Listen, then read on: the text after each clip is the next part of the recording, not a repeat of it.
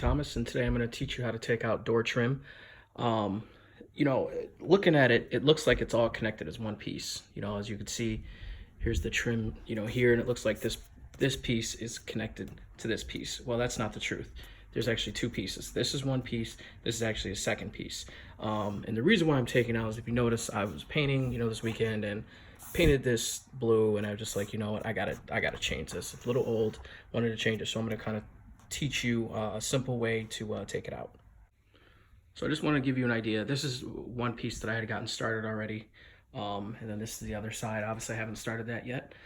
This is the one piece that I got started already. Where I was saying is they're two separate pieces. This piece is separate, than this piece.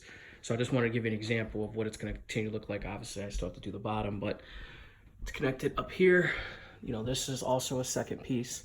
But yeah, knife here. And I just want to score it, right? I just want to score the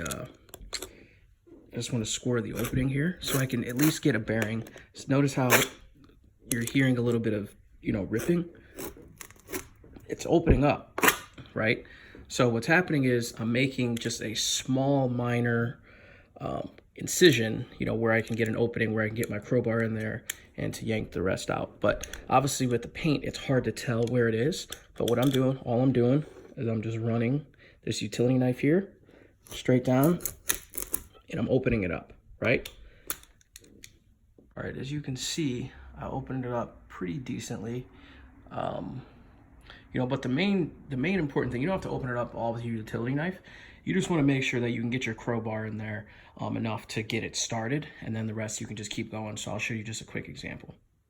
So for this job, I'm using this handy little crowbar here. It definitely comes in handy. It's nice, it's small, it's compact, I could use it.